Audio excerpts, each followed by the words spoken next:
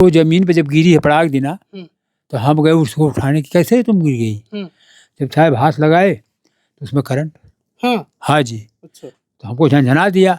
सांसें उनकी चल रही थी जब वो गिरी, तो क्या इलाज के लिए भी आप लोग ले गए थे? वो अपना तार खुद ले आए थे, बाकी हमारा तार जोड़े थे, पंखा पंखा काट के। शरीफ और सज्जन इनको नहीं कहेंगे, हम तो इनको चोरे बदमाश कहेंगे। और गलत कभी आज तक इंस्पेक्टर साहब किसी को फंसाए नहीं है। जो मुख्य आरोपी है उसको ढूंढ के निकाले हैं। इस वक्त हम आजमगढ़ जनपद के बरदा थाना क्षेत्र के बैरीचंद्र गांव में हैं।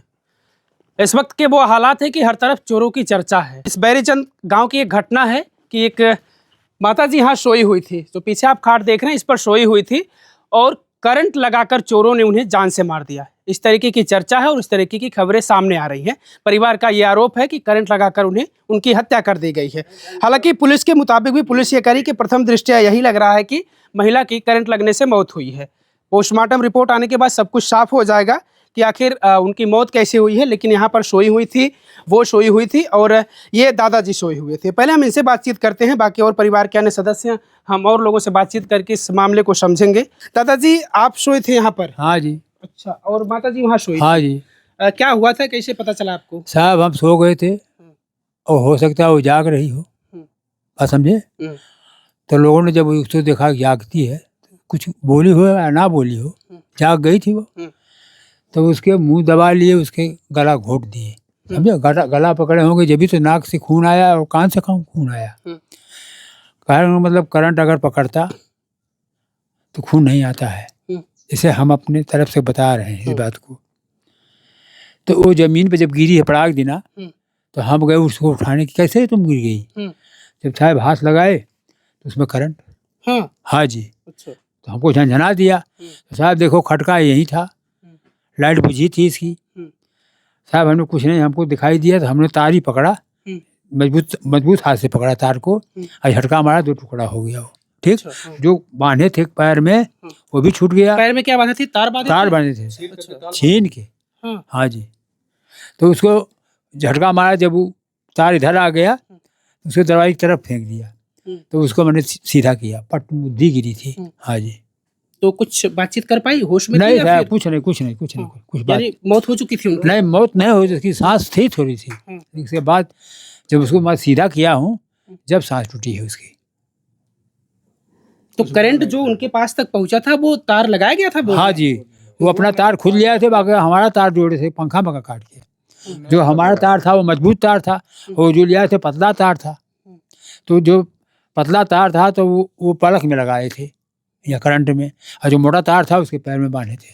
अच्छा, गिरने के बाद आपको पता चला कि वो गिरी है? उसके पहले कुछ वो चिल्ला पाई हो, कुछ कह पाई हो? थोड़ा सा हमें आवाज आई तभी तो उठे हम, यही आवाज आई कि अरे, बस, इसके बाद कुछ नहीं। क्या वक्त था उस समय, क्या टाइम हो रहा था? वह समय 12:30 के लगभग था। 12:30 से 1:30 बजे के बीच में। अच्छा, क्या आपको किस इरादे से आए थे? आपको क्या अंदाजा लगा पा रहे हैं कि वो इसी वजह से आए थे या फिर किसी घटना को अंजाम, चोरी वगैरह को अंजाम देने? चोरी करते शायद तो जेवर पहरी थी खुद ही, वो छोड़ते कुछ तो जरूर। अगर भैंस काटते चोर मतलब पगहा, तो भैंस ऐसी वैसी नहीं है, भैंस की सीधी है कि तुम लोग चले जाओगे, वो खतरनाक भैंस है। अच्छा, भैंस कहाँ थी आपकी? भैंस अंदर थी, ताला बाहर। सारे कमरे में? हाँ जी। हम ताला लगाते हैं भैंस का।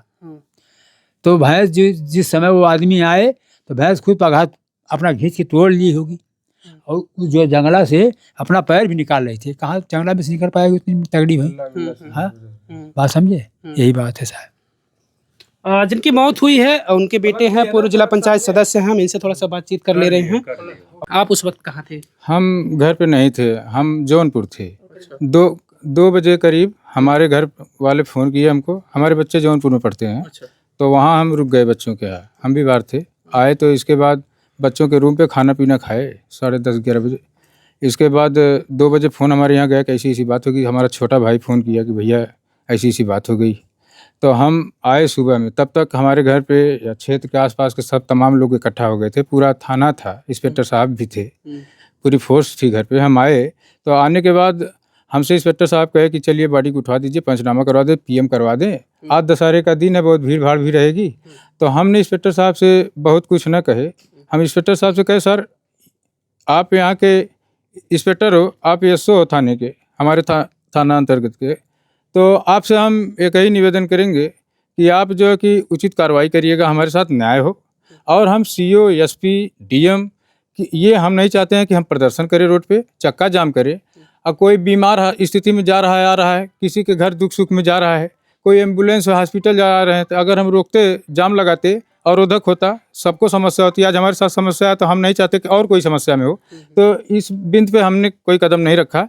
हमसे इंस्पेक्टर साहब वादा किए कि आपके साथ न्याय होगा और हम आपके साथ हैं। तो हम कहे आप हमारे साथ हैं तो हम भी आपका सहयोग करेंगे, आपको परेशान नहीं करेंगे। आप ले चलिए, पंचनामा करवाइए, पीएम करवाइए और हमारे साथ उचित न्याय होना चाहिए। जिस तरह का इस प्रदेश और देश में जो सरकार है, आदरणीय मुख्यमंत्री जी कहते हैं कि हम सभी के साथ न्याय करते हैं, तो हम उम्मीद करते हैं आदरणीय मुख्यमंत्री जी से कि हमारे साथ भी न्याय होगा। इस वजह से हमने किसी प्रकार का कोई ऑब्जेक्शन नहीं किया इंस्पेक्टर महोदय से। हमने कहा कि आपकी मदद हम करेंगे, आप हमारी मदद करिए।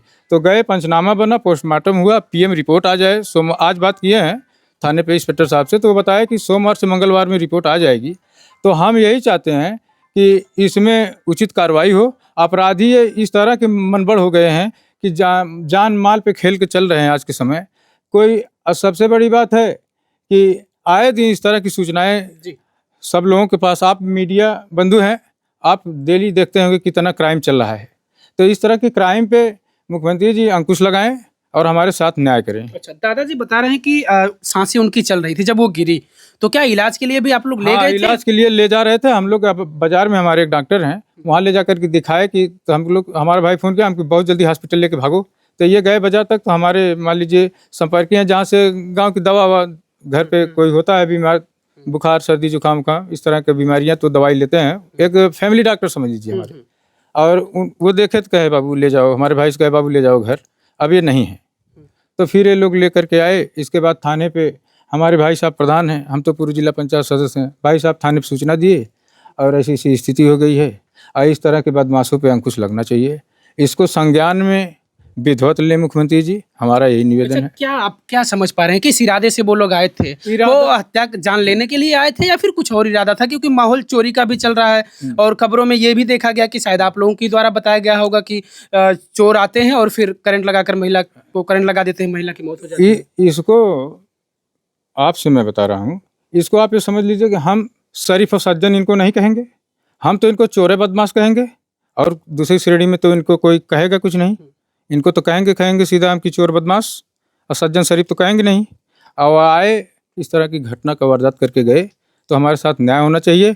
अब बढ़िया से ये क्राइम जो चल रहा है इसकी निवारण करें। पिताजी आपके कह रहे हैं कि आपकी माता जी कान में, नाक में जो भाई जेवर पहनती हैं आमतौर पर महिलाएं, वो पहन रखी थी, बिल्कुल उनको नहीं निकाला उन लोग? नहीं निकाले उसको। तो पंचनामा जब लिखा रहे थे थाने पे, तो दरोगा साहब के सामने हम कान से सब जेवर निकाले, पैर का और कान का, गले का, नाक का, सब हम वही पिकअप पे निकाले। कहना ये जेवर निकाल लीजिए, तो हम वहाँ से निकाले।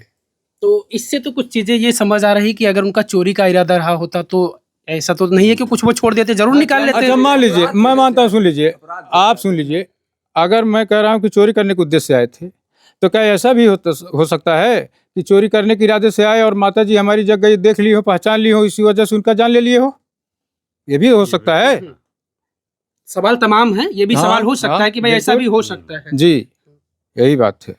किसी से आप चुनाव, आपके भाई साहब प्रधान जी हैं, आप पूर्व जिला पंचायत सदस्य रह चुके हैं, तो पंचायत भी रह चुके हैं। अच्छा, तो फिर किसी से चुनावी रंजिश, किसी से इस तरीके का कोई विवाद रहा हो? नहीं, किसी ने कभी धमकी दी हो कि हम आपके साथ ऐसा कुछ कर देंगे? नहीं, ऐसा कुछ नहीं। हमारे साथ, हमारे परिवार से कुछ नहीं है किसी का।